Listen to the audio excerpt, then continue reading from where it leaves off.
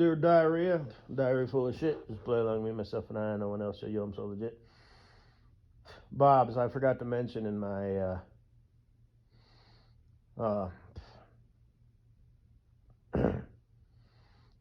audio presentation that I just posted. I made that this morning, but I didn't, get around to posting it. But I'm a busy boy. I got shit to do, man. But in my I put it in the cute shit folder, which is public. I think there's only one or two. Well, there's at least two videos in there. There's one about cats, and I don't even think I watched the whole thing yet. And there should be, I think I put it in there. I don't know if I did or not. Cats exhibiting odd behavior or something like that. It was fairly long one. It was like 12 minutes, and the top comment was, cats exhibiting odd behaviors, cats just doing what cats do anytime, anywhere. So that was kind of funny. But that one was kind of, it reminded me of something, because later on, I think it was playing the musical group Gorillaz, Clint Eastwood, where it's all boom, boom, boom, boom, boom, boom, boom, boom, boom. That one. It's a good one. I ain't happy. I'm feeling sad. I got sunshine in a bag. I'm useless, but not for long. My future is coming on. It's coming on. It's coming on. It's a good song.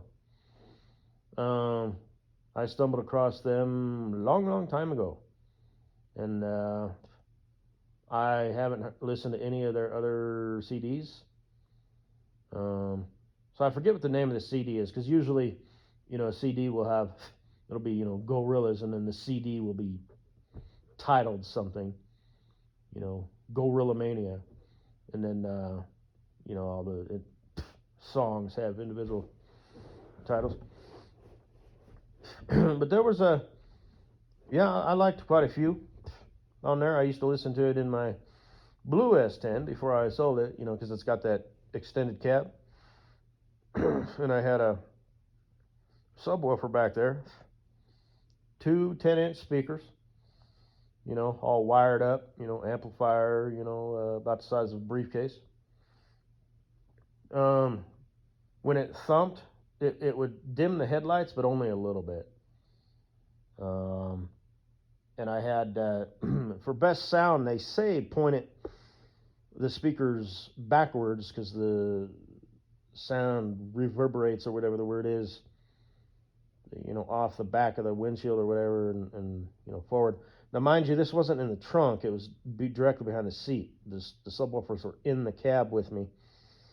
But I found that if I put them on the floor and raised one side a little bit, because it had a little ledge, I didn't even have to make one or anything. It was already there, to give the speakers room to flex, boom, boom, boom, when they hit. It's much nice. I used to listen to Kid Rock, Korn, Twisted Transistor, all kinds of stuff, really. I don't think I ever listened to the radio very much. I was always listening to some CD. Yeah, I kind of miss that. I might have to get my my S10 set up like that.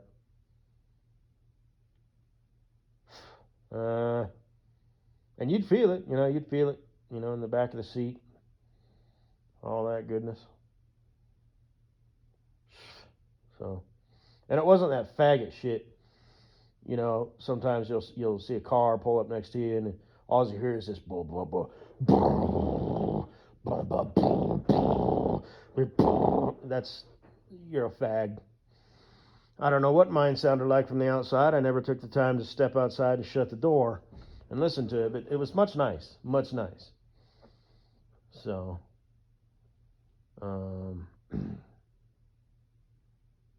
Yes, indeed. And I'll have to buy me a different vehicle to put all my shit in to drive to work. So I will have to buy yet another vehicle. That minivan was nice, the handicap urban assault vehicle, because it just had a rear seat but no seats in the middle, and it had a lowered floor, right? Even had a ramp. But I didn't use that. But what was the deal? I'm thinking when my aunt was still kicking, was I driving that?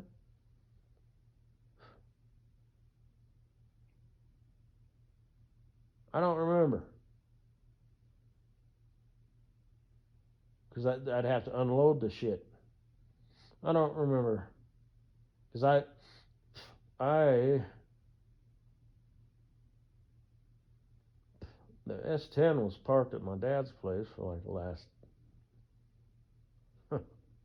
7 years. I don't think I bought the S10 until I was living with my folks. I'll be dang old dang damned if I don't remember.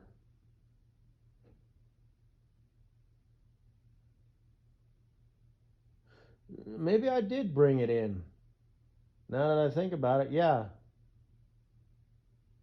Well, I bring it in, well, most of it. Okay, I understand now. But anyway, that was nice because it was just this big tub. You know, it had just the driver's seat, no passenger seat, you know, because she'd wheel in there with her wheelchair. I mean, I was always driving if we were driving somewhere because she couldn't see, she couldn't feel her feet or nothing like that. So I was the chauffeur. And she would have people come pick her up, you know, because she had to do the dialysis thing and all that. But, yeah, shit. Maybe I'll buy me some, you know, used minivan.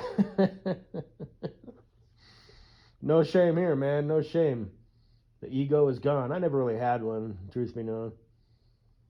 But, you know, I didn't care. Actually, it's kind of funny. My dad's the same way. The mighty Isuzu. You know, I've talked about it before. Your truck is so cute.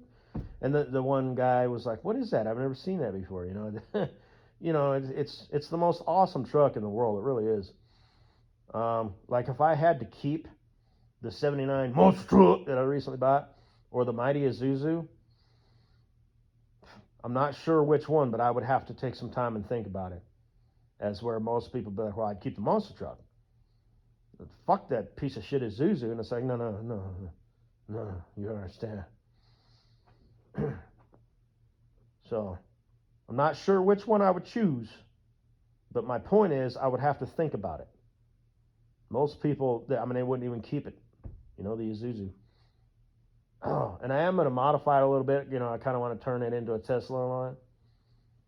And I've decided I'm just going to, you know, because it's the perfect vehicle for it.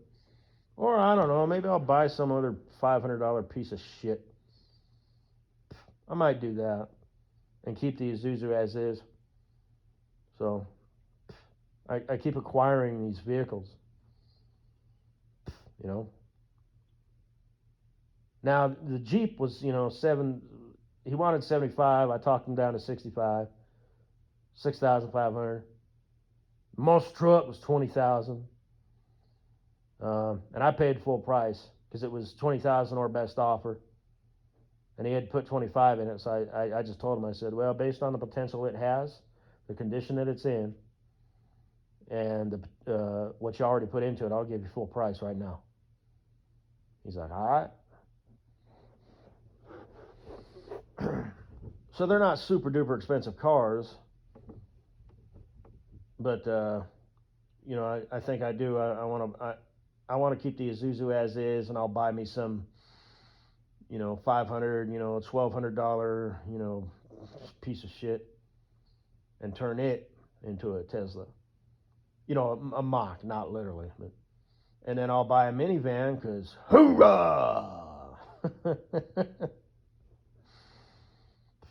I need a vehicle to put my shit. And then while I'm at it, I might as well just buy a vehicle for every day of the week. All beaters, piece of shit. Oh my God. I was at the gas station today and I saw like this 1970 something International,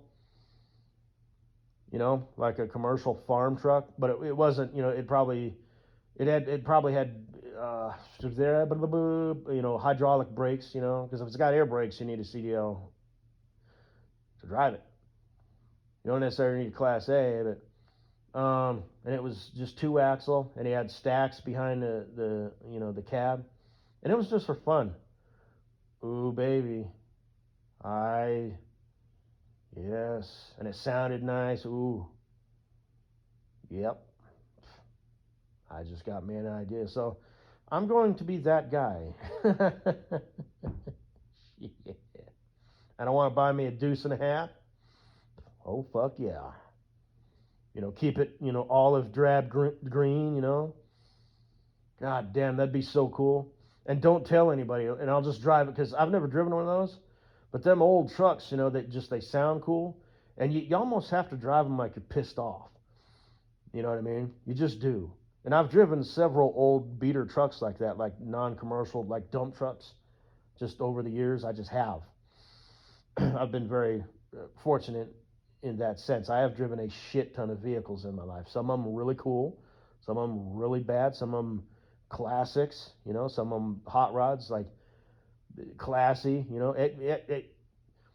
Nissan 300 ZX twin turbo from like the 90s, right? So it looked good. It wasn't that shitbox one. Lexus ES 300, jacked up, Ford Bronco with no doors. Fucking a Ford Edsel, the 57 Chevy. Like a 70, it was just like a 70 something Corvette with side pipes, Stingray. Oh. So anyway, and just like this really nice, it was just this, it was kind of jacked, it was raised, and it had, fairly big knobby. It was a Toyota Tacoma, 5-speed, back when vehicles, you encountered those. And there was nothing fancy or anything about it, but it was just nice. I enjoyed driving it. So,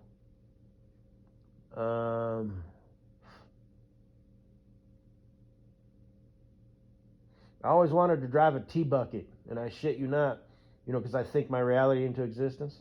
One drove in one day, and it drove right back out. So, but anyway.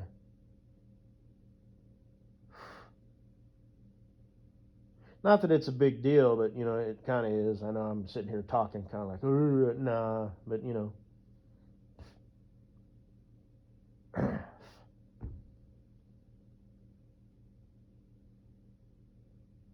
And that's how I decided to buy my Pontiac. I walked out there, and the guy was like, "Here you go, it's for sale." I said, "Oh, really? I'll take it." So, drove a 3 on the tree, it was an old van. I had never seen one. It had a clutch, and it shifted. It was a 3-speed, but it was a column shift. So it was an H pattern, but on the steering wheel. I had to ask. I was like, "What is this?" Oh, okay. But anyway, deuce and a half. And I better quit fucking around, because, they don't make them like that anymore, like Vietnam era, right? I mean, I know where a couple of them are at, There's like 4 or 5 of them that I'll have to go get them. They're not nearby. Or I might be able to just get on the intros nets or whatever. But anyway, that'll be my grand entrance one day. I'll just, well, I won't even tell them shit. I'll just drive, and I'll wait till my nephews are there, right? The pod. And I'll be driving up, I'll be downshifting, going up the hill, I don't know if they're synchronized or not, but I'm going to assume that them old bulletproof transmissions, it probably at least helps, shift smoother if you rev it up a little bit. So, just, I'm in second gear. Then, put it into first gear and just, turn in nice and easy, into the driveway, like low gear, right? So I can rev the RPMs up a bit, and drive up, Oh, fuck, man. Talk about a grandiose entrance. See, that's how I roll. Some people are like, oh, yeah, wouldn't it be nice to, show up, to the party in a Lambo, right? Oh, no. Oh, no. Deuce and a half, baby. Deuce and a fucking half. Damn. And like I said, you got to wind them up. You got to drive them like you're pissed off, man. Light turns green, give it a little gas, rev it a little bit so it's kind of, well, that's a technique that I use anyway. If it's, that way you're not slipping it as much, instead of a nice, easy, gas versus clutch, then a little less clutch, more gas. Kind of a cheat that I recommend to be able to let the clutch out quicker is just rev it up a little bit and let the clutch out. That way it's kind of like, it works. And it sounds better, instead of, picture it in a deuce and a half, ladies and gentlemen, because I can picture it quite gloriously. Oh,